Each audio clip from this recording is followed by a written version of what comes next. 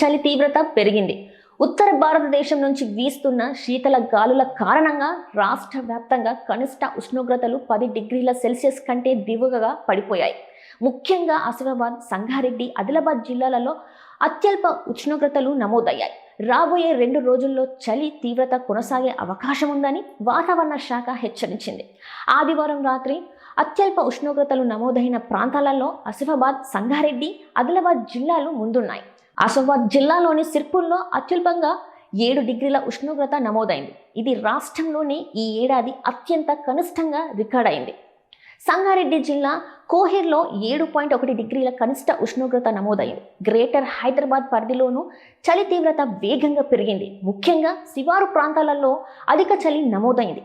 ఆదివారం రాత్రి షేర్లింగంపల్లిలో అత్యల్పంగా 8.8 డిగ్రీల ఉష్ణోగ్రత నమోదైంది.